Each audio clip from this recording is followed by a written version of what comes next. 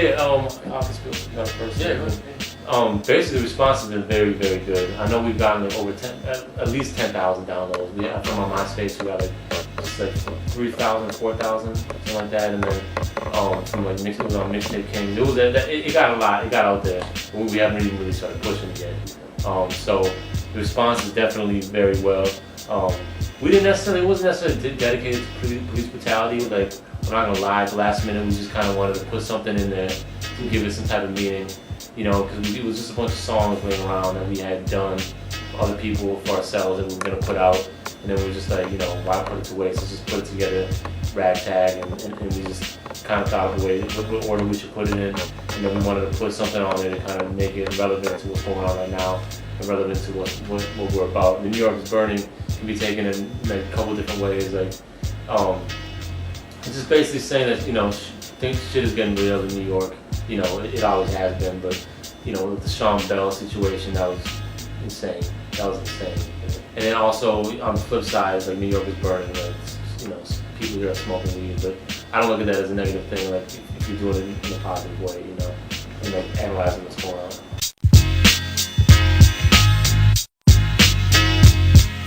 The artists that are on the album basically are like just, I mean, it's kind of like a lot of people would think of it as a reggae hip hop album, but like it's just the artists that we're into. You know what I mean? It's the kind of, it's just like the music that we feel, and you know, the artists that are able to carry on the message that we're trying to get across. Right? Yeah, basically. I mean, there was no deep like thought into the artist, but it was just like, who are we feeling? Who do we think would spit hot over our tracks? Who would fit well on the album? Who we want to work with? And that was pretty much it. It just happened to be a lot of hip hop and reggae artists.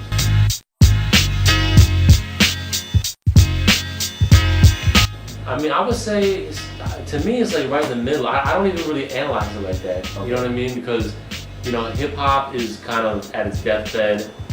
I wouldn't say it's dead, but to me, it's like it's really definitely the weakest it's ever been, and every day I feel like it gets a little bit weaker. Okay. You know what I mean? So, but that's besides the point. I mean, in general, I didn't really look at it as more hip hop or reggae. I just like you said in the last question, like, it was just music, art, people that were feeling, music that were feeling, and that's just how it came together. So, I don't really know. It's almost its own genre. I feel like we're kind of creating our own genre, not even on purpose, but it just so happens that we kind of like are filling a void that we want to see filled. Like that's how me personally. He's been in the music. We've been in music our whole life, so he's kind of like a natural born composer, producer. Okay. I come from a DJ background, and I kind of was thinking like, you know, I saw music getting whacked, especially hip hop, and I was like, I need to kind of get into production and putting albums together and songs together, just because somebody needs to do it. And it's just not really hot right now. And I feel like, you know, if we do get to promote the exposure that we deserve, I feel like we deserve, then we could really show people how to actually do this.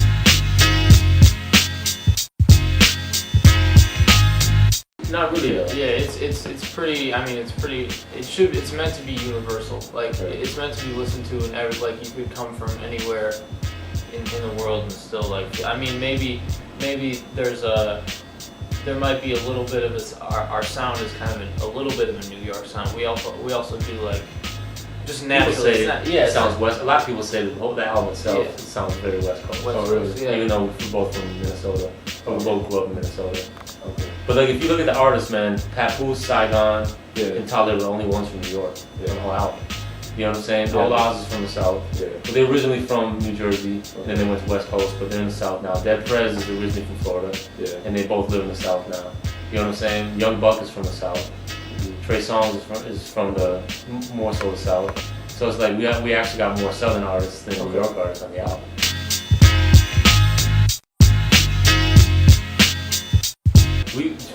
Everything we come up with is like a team situation. Really. Like we're sitting down. We want to do a track with Boozy. We're like, who can we do a track with? You know, so we want to do that, and we just said, we kind of wrote. We both came up with a hook idea. We, you know, made the music and everything. We said, who's gonna fit? Who do we think is gonna fit on this hook? Like, because you know, he did a mock version of saying the hook. And we're like, you know, first we did a little T-Pain thing, then we kind of were like, nah, you know what, let's not get caught up in that. No disrespect, it's all good, but we were just like, who's gonna fit musically? And we threw up some names there, and we were like, K-Salaam is the voice, even though necessarily he's not who we would work with on our album. You know, as producers, we'd love to work with him, but and we probably are gonna be working with him. But on our album, not necessarily the person that we would fit and everything, but at the same time, that's I feel like what makes us stronger is that we can take people like him who might be, you know, a lot of like young girls might be into, but at the same time, he relates to the message and he was down to do it, and he fits on the song. It puts him in a whole different perspective. I think of the music industry in general, you know, and Beatnick agrees with me that, you know, the music industry in general is pretty pathetic and like corny and fake and phony. So I don't expect them to care about what happens in the Middle East. Like, they only care about who's hot, and you know, the music industry people, all they care about is who's hot and how can they jump on their dick, and who's not hot and how can they treat them like shit.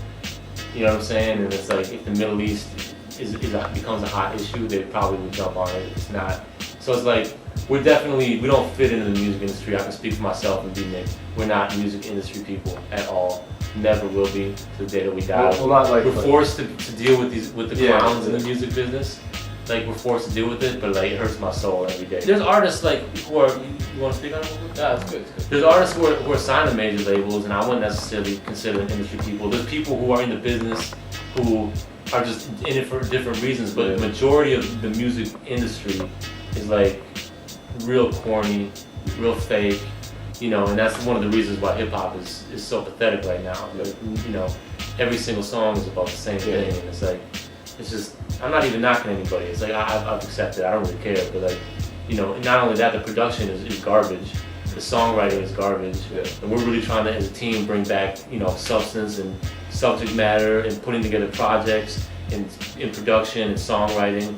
You know, we're trying to, and the fact that it's been so hard for us is another testament as to how garbage the music business is. Because I really feel like if our music was corny and whack, that we might be extremely rich right now. You know what I mean? It's just I truly believe that. People jump on the wagon after they see that, like, you know, whatever. Just you have one name that you work with, all of a sudden, like all those people who, you know, who like are hating or whatever, and it's like, oh yeah, I knew all the time. I knew those guys were. It's like, yeah.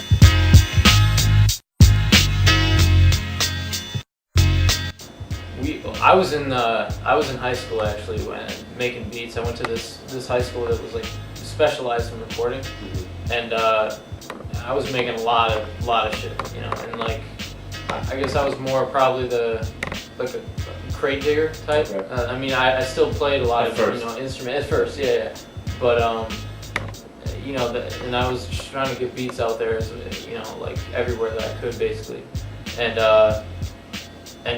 there was this small label, I mean, you know, it was this label in Minneapolis that he was like loosely affiliated with at the time, and like I happened to give them one of the CDs that I passed out, and he heard it and called me up, and then we started working. New York is completely different than Minneapolis. I mean, it's still the same problems with police brutality and all that stuff is the same. But me personally, I just like the energy of New York. Like I feel like Minnesota made me who I am, and like, you know, being that my family's from the Middle East, we went through crazy shit that we would never have went through here. But I'm thankful of that because I feel like it made me a stronger person.